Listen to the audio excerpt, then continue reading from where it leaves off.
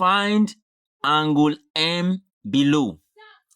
Now, in this circle geometry question, I'm going to show you a short method to apply.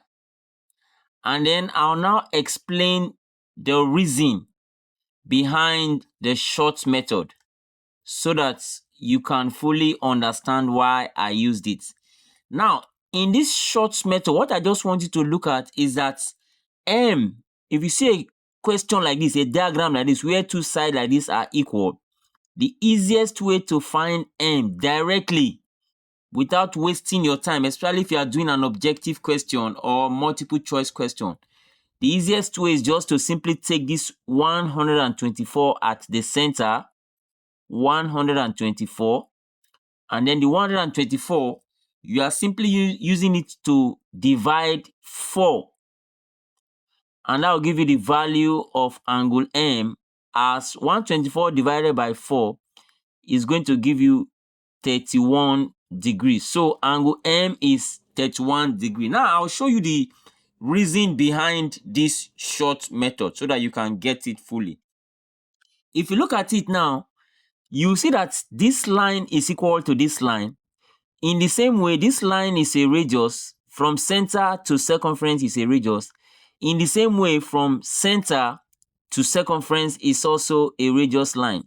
So this line is equal to this line, just like this line is also equal to this line. So because this line is equal to this and this line is equal to this, that will tell us that if this angle is M, this angle here is also M. Because this line and this line that make angle M is also the same thing as this line and this line that make angle M. So that is why the two of them are equal. Then if you remember, this is angle at the circumference and 124 is angle at the center. So angle at circumference, to get it, what you simply need to do is to divide angle at center by 2. So 124 divided by 2 will give us 62. 62.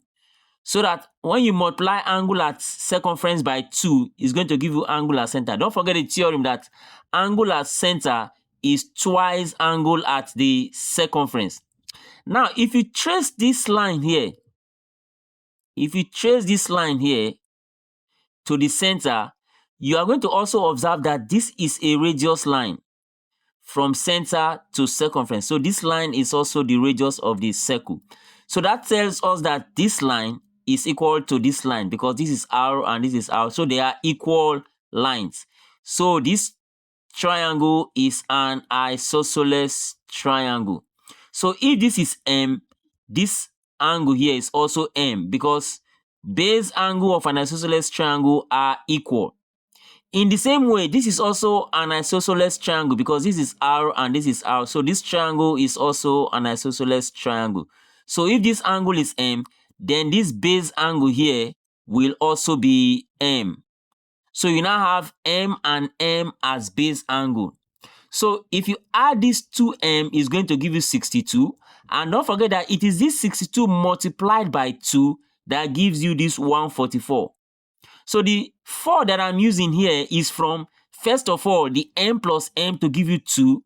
And then now you multiply everything here. That is this 2M now.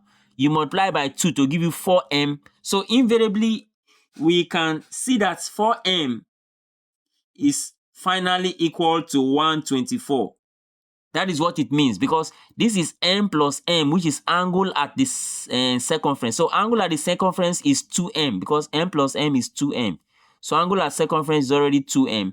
Then to get angle at center, you're going to use angle at circumference to multiply 2. So 2M multiplied by 2 will give us 4M. So that 4M now is now equal to angle at center. And that is why I use 4M is equals to 124. And from there, getting M, you divide both sides by 4. You divide both sides by 4. And that will now take you to what I did here. Hope you got it fully now. You can see the reason behind it. So in a question where you just need to save time, you don't need to start wasting time thinking of how to trace line and all these proofs and all that. If it's a a question that is multiple choice question or an objective question, what you just need to do directly is to divide this angle at the center by 4, and that will give you this angle here. So provided that these two lines are equal, that is what you just need to do. Hope you got it fully. Please don't forget to like, share, and join for more tricks like this. Thank you for watching.